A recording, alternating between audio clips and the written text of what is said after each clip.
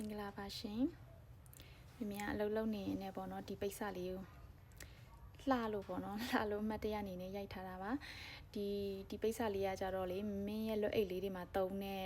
ကုန်ချမ်းလေးပေါ့နော်ကုန်ချမ်းလေးခြီသားလေးပေါ့နော်ဒီဟာကိုလက်ငင်ခြီလို့ခေါ်ပါတယ်သူကဈေးကွက်ထဲမှာလိုတလောက်လည်းမရဘူးပေါ့နော်မှားတလောက်လည်းမရဘူးနည်းနည်းဟိုဒီ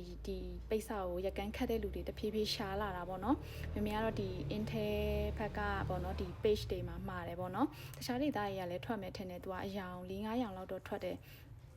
သူကလေဒီတိုင်းလေးတောင်လှနေရပါတော့ပိတ်စလေးက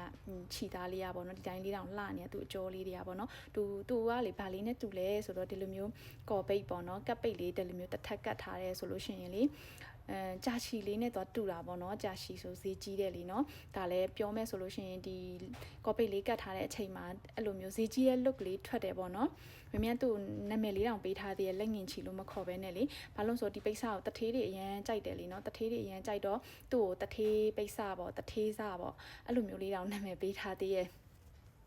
ဒီဥစ္စာလေးဈေးကွက်ထဲမှာလဲလေအရန်ဝယ်ရခက်လာတယ်ပေါ့နော်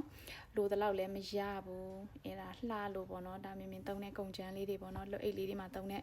ကုန်ချမ်းလေးတွေပါအဲ့ဟာလေးတွေကိုအမှတ်တရအနေနဲ့ကြိုက်ထားတာပါ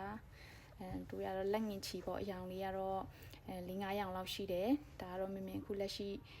လုံနေတဲ့အယောင်လေးပေါ့ဒါကတော့တဘာဝအယောင်လေးပေါ့နော်စင်ဆွဲရောင်လိုမျိုးပုံစံလေးအဖြူဆွတ်ကြီးလည်းမဟုတ်ဘူးအရန်ကိုလှတယ်ပေါ့နော်ဒီကျုံဒီလိုမျိုးတိုစလေးကအစအရန်ကိုလှနေရလေနော်အရန်သဘောကျရတဲ့ဒီပိတ်စလေးတွေကိုဒီစာလေးဒီရှီစာလေးတွေကိုပေါ့နော်အရန်ကိုသဘောကျတယ်ပေါ့နော်